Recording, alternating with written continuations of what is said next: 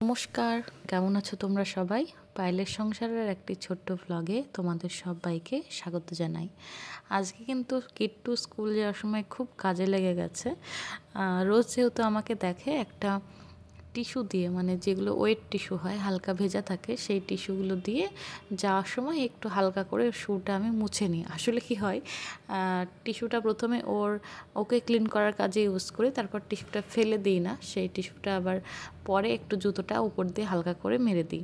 তো ওটাও রোজ লক্ষ্য করে। তো আজকে কি করেছে, আমি রেডি হতে হতে ওকে যেহেতু আগে রেডি করে দিয়েছি, তো আমি রেডি হতে হতে এসে দেখছি ও জুতো নিয়ে অলরেডি ক্লিন করছে। কারণ যেহেতু রোজ ওটা আমাকে দেখে ক্লিন করতে, সেই জন্য আর কি ও ক্লিন করতে বসেছে। তো বেশ ভালোই লাগছিল। আর ওকে আমি ওকে দেখে এই জন্যই হাসছি, কারণ আজকে থেকে ওকে সোয়েটার আর টুপি পরে পাঠাচ্ছি। তো টুপিটা পরে ওকে মেয়েদের মতো লাগছে দেখতে।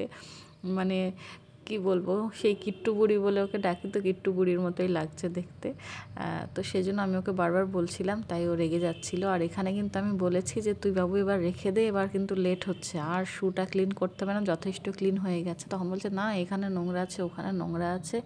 যেই বলেছি রেখে দাও, আর লেট করো না, লেট হয়ে যাবে, তাহলে তুমি জুতো পরিষ্কার করো, আমি কিন্তু স্কুলে চলে গেলাম। তখন কিন্তু ভীষণ রেগে গেছে, এই যে দেখো, ভীষণ পরিমাণে রেগে গেছে। বলছে এখনও এখানে ধুলো আছে, ওখানে ধুলো আছে, এইসব লাগিয়েছে। তো আমি ওকে বারবার বলছিলাম যে 8:20 বেজে গেছে, এবার তাড়াতাড়ি চল, নাহলে লেট হয়ে যাবে। আর আমাকে আবার কিন্তু তাড়াতাড়ি, ওকে স্কুলে ছেড়ে তাড়াতাড়ি চলে আসতে হবে। তো বলেছি বলে ভীষণ রাগ করেছে, ওইদিকে চলে গেছে।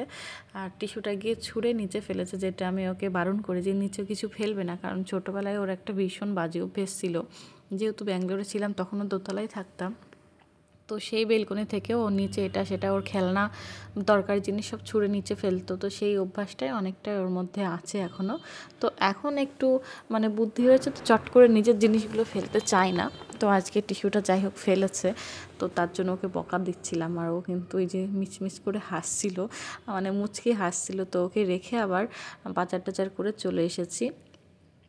আর বাজার বলতে আজকে মাছ টাছ কিছুই আনেনি, আজকে মঙ্গলবার ছিল, সেই জন্য সবজি নিয়ে এসেছি। কারণ এই যে দেখো, লাইটটা সেই সারা রাত জ্বলেছে, আমি কিন্তু ভুলে গেছিলাম অফ করতে। সকালবেলায় দেখো লাইটটা সকাল থেকে জ্বলছে, সকালবেলায় ছেলেকে রেডি করেছি, তারপর ঘরের মধ্যে ঘুরে বেরিয়েছি, কোনো কিছুই কিন্তু বুঝতে পারিনি। লাইটটা জ্বলছিল, সেটা চোখে আর পড়েনি, এতক্ষণে এসে চোখে পড়েছে। তো সব বাজারঘাট করে এনে, ওই যে সবজি এনেছি, মাছ মাংস কিছু আনিনি, মঙ্গলবার যেহেতু। তো বাজার করে প্রথমে দেখলাম জল নিয়ে আসি, 9টার মধ্যে রান্নার জল চলে যায়। তো আজকে স্কুল যাওয়ার আগে জলটা আনা হয়েছিল না, তাই 9টা তখনও বেজেছিল না, সেই জন্য কিন্তু জলটা নিয়ে এসে ভর্তি করে রাখলাম। নিচে একটা জল আসে টাইমে, সকালে একবার বিকেল একবার, যেই জলটা রান্নার জন্য ধরা হয়, আমিও ধরে রাখি। একদিন রান্নার জন্য ধরে রাখলে আমার 3-4 দিন চলে যায়, যেহেতু 2টো মানুষের রান্না। আর এখন শীতে যত কলা, কমলা লেবু বা অন্যান্য যে কোনো ফল যেগুলোই আমরা খাই, সেগুলো একটু ছোট ছোট করে পিস পিস করে কিন্তু গাছের গোড়ায় দিয়ে রাখছি। ফুল গাছে বা যে কোনো গাছে এইগুলো না অনেক ভালো সারের কাজ করে, কারণ একটা ফলের খোসাতেও কিন্তু ভিটামিন থাকে। তো সেগুলো ফেলে না দিয়ে, ওয়েস্ট না করে, সেগুলো আমি তো অনেকটা বড় বড় করে ছিঁড়েছি, কারণ আমার একটু তাড়া ছিল। আরও ছোট ছোট করে পিস পিস করে কেটে গাছের গোড়ায় বা সাইড দিয়ে দিয়ে রাখলে ভালো হয়। যে কবে থেকে কিট্টু দিয়ে রেখেছিল। তো এগুলো আমি এখন কি করি, রোজই কিট্টু যেহেতু কমলালেবু স্কুলে নিয়ে যায়, বা অ্যাপেলের খোসা টোসা যাই হোক না কেন, একটু একটু করে এই গাছের গোড়ায় দিয়ে রাখি। আর তাতে কিন্তু গাছের অনেক ভিটামিন পাই, এটাই আমি জানি, সেই জন্য তোমাদেরকেও বললাম।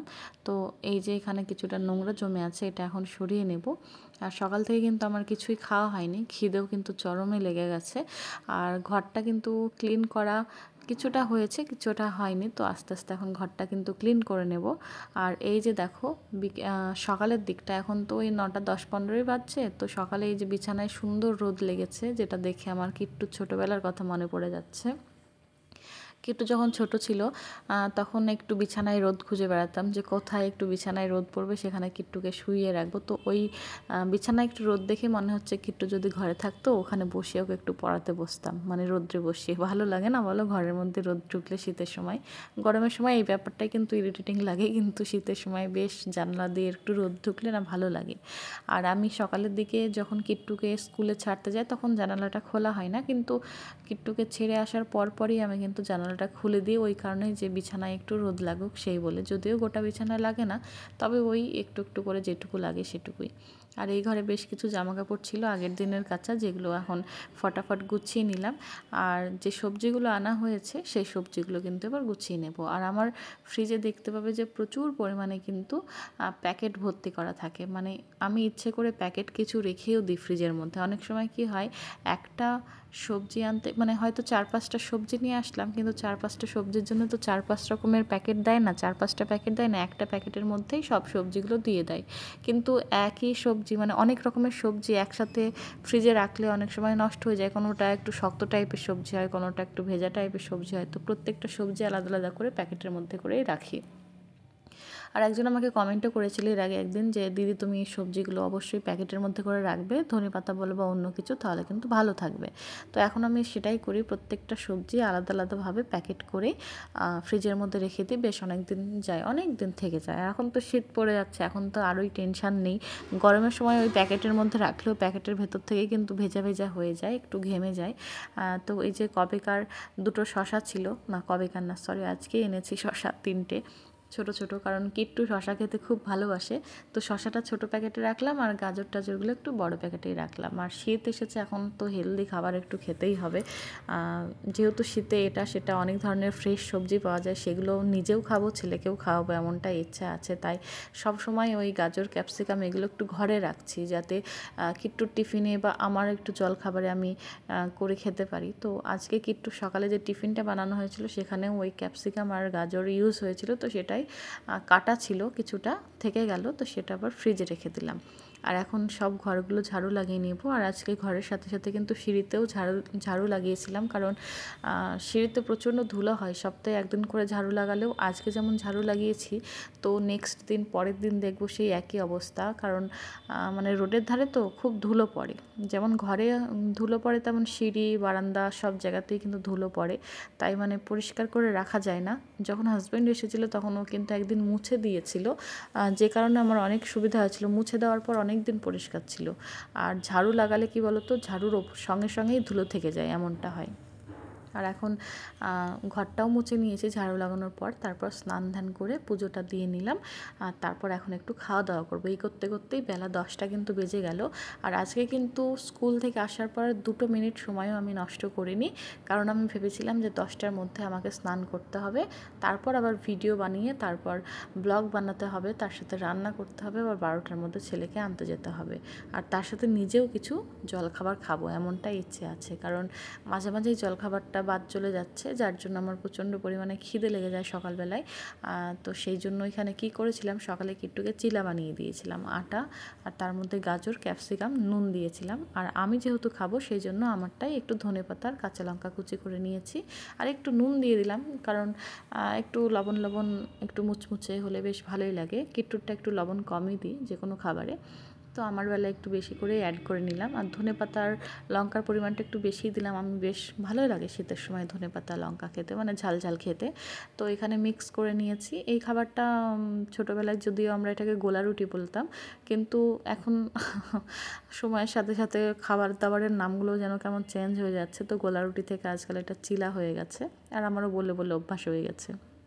তো অনেকে অবাক হয় যে আটার মধ্যে আবার এত কিছু দেওয়া যায় নাকি। হ্যাঁ, কেন দেওয়া যাবে না, আটা তো হেলদি, আটার মধ্যে দিয়েই তো খেলেই তো সব দিকে ভালো হয়। তো কিট্টু কিন্তু খায়, সেই জন্য এটা আমার একটা ভালো পয়েন্ট যে ঘরে একটু আটা থাকলেই হবে। ধরো গাজর বা ক্যাপসিকাম কিছুই নেই, তখন আমি কি করি জানো, একটা পেঁয়াজ কুচি দিয়ে দিই, তাতেই কিট্টুর হয়ে যায়। একটু বেশি করে পেঁয়াজ কুচি করে দিয়ে তারপর এরকমভাবে একটু সময় নিয়ে ভাজি, একটু মুচমুচে হয়ে গেলে না ভালো লাগে খেতে। আর যখনই জিনিসটা ঠান্ডা হয় চিমড়ে হয় না, হালকা একটু মুচমুচে হয়ে যায়। তো ওইদিকে গোলা রুটিটা বসিয়ে দিয়ে এসে এদিকে দেখলাম যে স্নানের যে জামা কাপড় ছিল সেগুলো মেলে দিয়ে ধোয়া হয়ে গেছে। আসলে আজকে বেশি কিছু কাচাকুচো ছিল না, আগের দিন যেহেতু কেচেছিলাম তোমরা দেখেছো হয়তো, তো সেই জন্য যে কটা জামা 2-3টে ছিল সামনেই মেলে দিলাম, আজকে আলাদা করে আর ছাদে গেলাম না। আর ওই যে বলি না, আন্টি না থাকাতে আমার একদিক দিয়ে সুবিধাই হয়েছে, একদিক দিয়ে হ্যাঁ মাঝে মাঝে মনে হয় যে আন্টি থাকলে পাশে একটা কেউ আছে, কিন্তু আবার অনেক সময় মনে হচ্ছে যে না, একা থাকলেও অসুবিধা হচ্ছে না, অনেক ধরনের সুবিধাও আছে একা থাকার মধ্যে। তো ওইদিকে গোলা রুটি চলছেই, কারণ আমি চাইছি একটু ক্রিস্পি হোক, কারণ আমার আবার জল খাবারে একটু অ্যালার্জি আছে, মানে জাতামাতা করে খেতে পারি না, এই হচ্ছে সমস্যা। এই চিলাজ আমি কিট্টুকে মাঝে মাঝেই বানিয়ে দিই, কিন্তু আমি নিজে কখনোই নিজের জন্য রাখি না। তবে এখন থেকে নিজের প্রতি একটু যত্ন নেব ভেবেছি, সেই জন্য দেখলাম যে একটু এক্সট্রা করে ব্যাটারটা গুলে রাখি, কিট্টুকে স্কুলে ছেড়ে এসে আমি আমার জন্য একটু করে খাবো। আর আজকে হয়ে গেছিলো ডিসেম্বরের 2 তারিখ। 2 তারিখে এবার অনেক দিন হলো আমি বাজার ঘাট করলে না লিখে রাখি না, বা হিসাবগুলো করে রাখি না। তো এবার থেকে ভেবেছি যে ডিসেম্বর থেকে পুরো বাজারগুলো সব লিখে রাখবো, কোথায় কত টাকা খরচা হচ্ছে সেটা আমাকে জেনে রাখতে হবে। কারণ আমি একটা সময় পরে গিয়ে মাসের শেষে গিয়ে টাকাগুলো গরমিল করে ফেলি, বা হাজব্যান্ড যে টাকা পাঠায় বা আমার কাছে কোনো পার্সোনাল টাকা থাকলে সেগুলো ওলট পালট হয়ে যায়। মানে কখনো কখনো এমনও হয় হাজব্যান্ডের টাকা ফুরিয়ে যায়, আমার কাছে 2-500 থাকলে সেটাও আমি সংসারের মধ্যে ফুরিয়ে ফেলি, নিজস্ব বলে তখন কিছুই থাকে না, মানে আমার টাকাটাও সংসারের মধ্যে ফুরিয়ে যায়, এমনটা হয়। আবার ও যদি বলে যে তুমি কি করেছো, এই কথাটা জিজ্ঞেস করলেও আমার অনেক সময় উত্তর দেওয়ার থাকে না, কারণ আমি ভুলে যাই, এত বাজার করতে হয় তো এবার সত্যিই ভুলে যাই।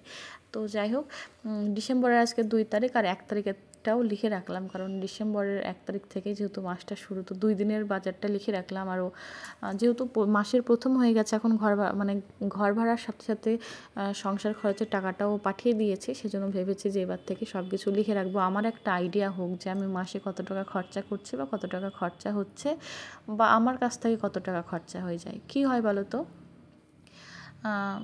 মাসের শেষের দিকে মোটামুটি 4-5 দিন ধরে থাকে, ওই 22-23 তারিখ হয়ে গেল মাসের শেষ, তখন থেকে তখন আর হাজবেন্ডের কাছে টাকা চাইতে মন চায় না, তখন মনে হয় যে এই 4-5 দিনের জন্য আবার টাকা চাইবো, প্রত্যেক সপ্তাহে পাঠাচ্ছি, থাক এই 4-5 দিনের জন্য পাঠাবো না, সরি চাইবো না, এমনটা মনে হয়। তখন কি হয়, আমার কাছে কিছু নিজস্ব পার্সোনাল টাকা থাকলে সেগুলো আমি সংসারে ইনক্লুড করে দিই, তো সেই টাকাটাও আমার ফুরিয়ে যায়, এবার ওর দেওয়া টাকাটাও আমার কাছ থেকে ফুরিয়ে যায়, আমার কাছে কিছু থাকলেও সেটা আমার ফুরিয়ে যায়, যেহেতু আমার একটাই অ্যাকাউন্ট। তো সেইখানে আমার খুব একটা সমস্যা হয় যে আমার কাছ থেকে কী করে আমি ফুরিয়ে ফেলছি বা কত টাকা ফুরিয়ে ফেলছি সেটা আমার হিসাবে থাকে না, মানে এক সময় গিয়ে আমি আর বুঝতে পারি না যে আমি কত টাকা ইনভেস্ট করে ফেললাম, এই একটা সমস্যা। যেহেতু জয়েন্ট মানে একটা অ্যাকাউন্ট আমার পার্সোনালি একটা অ্যাকাউন্ট, সেই জন্য আমার একটু অসুবিধাই হয়। আর আজকে যে খাবারটা বানিয়েছিলাম সেটাও একটা আমার এক্সপেরিমেন্ট করেছি বলতে গেলে।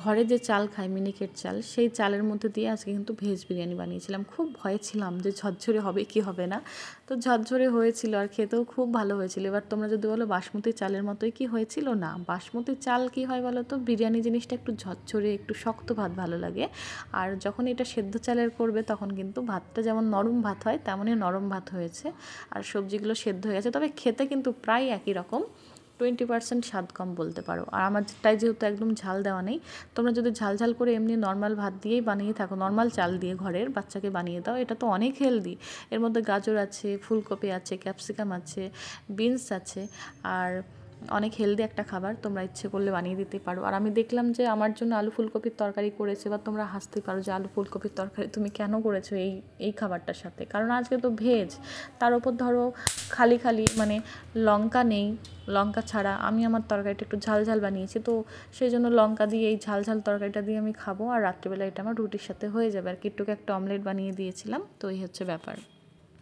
কিট্টু উঠ যাও, উঠ যাও, উঠ যাও কিট্টু, উঠ যাও किट्टू, किट्टू तुम क्या खाओगे, मिल्क और टी? मिल्क, मिल्क डुडू खाबे? माथा लागবার দিকে যাস না,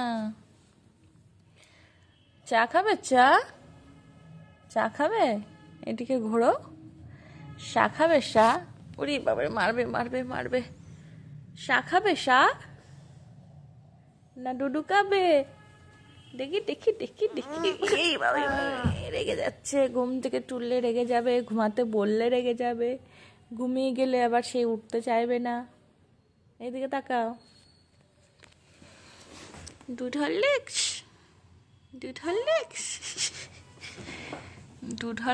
খাবে? গোলু কান্না করছে, এখন গোলুর এখন নাখড়া চলবে। 10 মিনিটস, তারপর গলু গলু উঠবে।